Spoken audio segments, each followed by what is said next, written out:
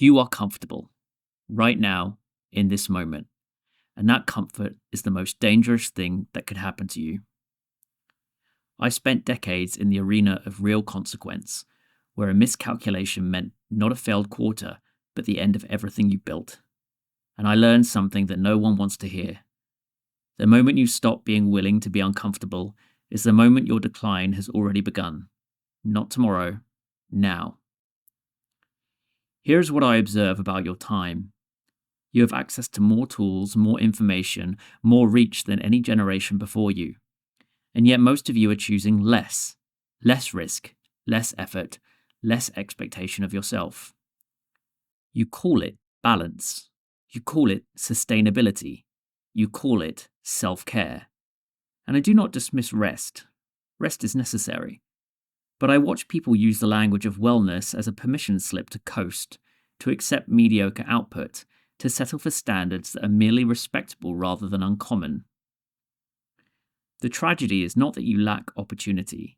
It is that you have stopped believing you deserve to demand more of yourself. The measure of your ambition is not what you want to achieve. It is what you are willing to endure to become the person who can achieve it. Let me show you the pattern I see repeating. There is a structure beneath all meaningful achievement. Most people miss it because they are watching the outcome, not the architecture underneath. When I moved legions across territories, the difference between success and catastrophe was not one brilliant decision. It was 1,000 small decisions, made consistently, made when no one was watching, made at the cost of comfort, that compounded into what looked, in retrospect, like inevitability. This is the first pattern. Ambition is not a destination you reach. It is a direction you commit to, reinforced daily. The person who wants to build a significant enterprise but is unwilling to have difficult conversations with their team will fail. The entrepreneur who desires market dominance but does not study their competitors will relentlessly fail. The student who dreams of mastery but skips the unglamorous repetition will fail. Not because they lack talent, because they have not aligned their daily choices with their stated standard. Here is the question you must ask yourself. What am I doing today that my future self will thank me for? And, more importantly, what am I refusing to do that I know I should? If you cannot answer that with clarity, your ambition is sentiment, not commitment. Now I need to name something harder. There is a second pattern, and it is more dangerous because it hides behind virtue. You have been taught that ambition is a character flaw, that wanting more than others is unseemly, that striving for excellence is somehow shameful if it means you do not always put others first, or if it means you disappoint people who preferred the smaller version of you. This is how mediocrity becomes respectable. This is how cowardice wears the mask of humility. The second principle, your standard for yourself must be higher than your need to be liked. I did not build what I built by worrying whether every person approved of my methods. I built it by being willing to be misunderstood, to be resented, to be called ambitious in a way meant as an insult. And yes, I made errors. I paid for them. But I never paid the price of living beneath my capability because I was afraid of someone's judgment. You live in an age of constant feedback, constant measurement, constant social appraisal. This is designed to make you smaller, not larger, because smaller is safer. Smaller does not threaten. Smaller fits into the comfort of the group. But here is what you must understand. The people worth becoming do not fit into comfort. They exceed it. And the people who love you, truly love you, will respect you far more for that than for your agreeableness. There is a discipline I want to describe. I had a term for the soldiers and officers who succeeded under pressure. They had virtus, a word your language has weakened into virtue, but it meant something closer to strength and action, to the willingness to be tested and not break. Virtus was not about being naturally gifted. It was about the specific habit of choosing the harder thing when the easier thing was available. This is the third pattern. Excellence is built on the discipline of choosing difficulty when comfort is an option. There is a merchant in your modern world who wakes at 4 a.m, not because anyone forces him, but because he has set a standard for his day that requires it. There is a young woman mastering her field who reads 30 minutes on topics that bore her because she knows that boredom is the feeling of growth. There is a team that has a meeting to discuss what went wrong, even though it would be easier to move forward and forget it. These are not extraordinary people.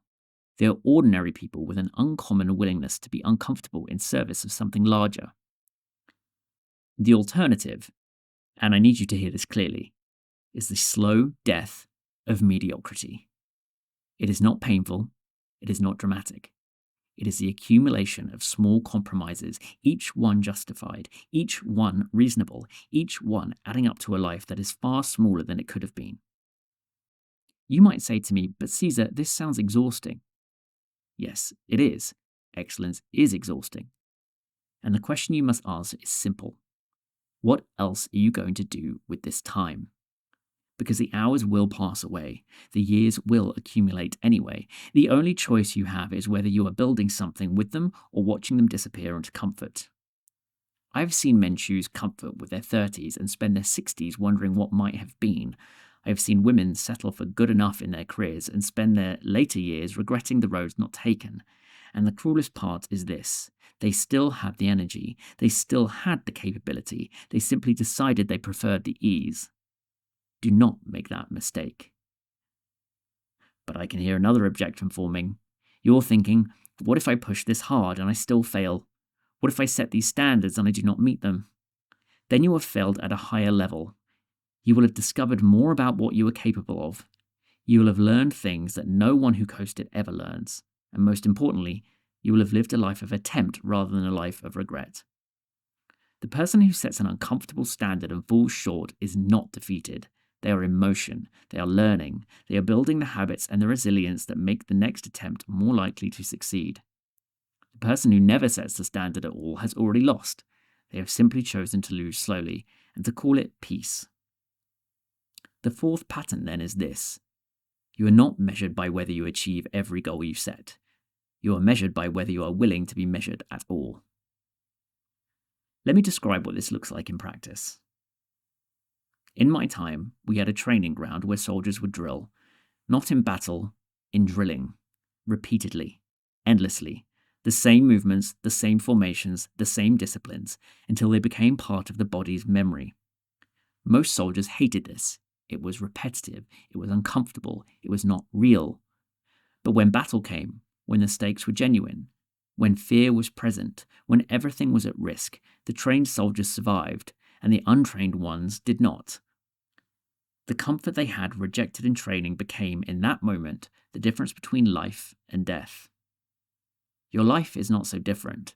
The standards you set in calm times, the habits you build when no one is watching, the discomfort you accept when you could coast, these are your drills, and they will determine what you are capable of when it matters most. Think of it this way.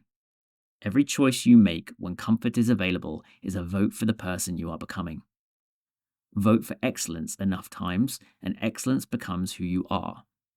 Vote for comfort enough times, and mediocrity becomes your default. There is no neutral. You are always becoming someone. The only question is whether you are doing it intentionally. Here's what you do next. Do not leave this moment and return to your life unchanged. Here are the specific actions. Write down one standard you have lowered, not in vague terms, specifically. In what area of your work or life have you accepted something you would once have rejected? Name it. Identify the discomfort you would face if you raise that standard back. What would be hard about it? Loss of time? Risk of failure? Disapproval from someone? Be specific about the cost. Set a daily non-negotiable. One thing you'll do every single day that serves your highest standards, regardless of how you feel or what else competes for that time. Not someday, not when it is convenient, daily. Define your versus moment. Identify the specific circumstance where you most often choose comfort over excellence. Is it in the late afternoon? Is it when challenged? Is it when alone? Know it. Then, the next time it appears, choose differently. Do it once, then again. Build that muscle. Have a conversation with someone who will hold you accountable, not someone who will be nice about it.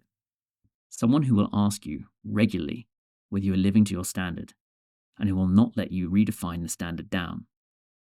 Study someone you respect, not their success story. Study their daily choices. How do they spend mornings? What do they refuse? What standards do they maintain when no one is watching? Let their example be your mirror. Remove one comfortable option. Delete the app. Cancel the subscription. End the habit. Make comfort slightly harder to access. You'll be surprised how often you default to it only because it is easy. Review your calendar for the next month. Look at every hour. Which hours are building towards your standard and which are unconsciously eroding it? Adjust, not dramatically, just deliberately. Let me remind you of the patterns. First, your ambition is measured not by what you want, but by what you do every day.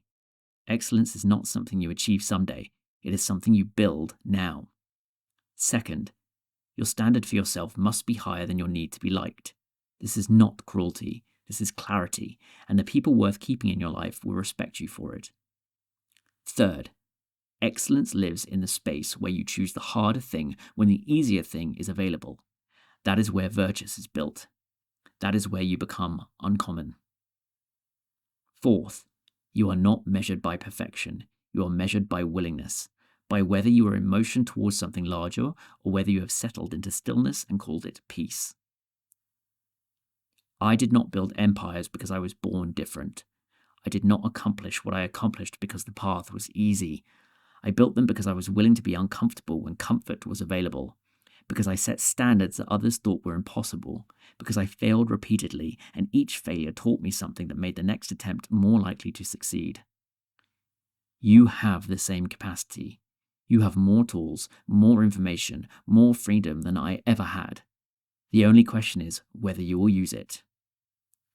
Your comfort is your choice. Your standards are your choice. Your future is your choice. Choose discomfort.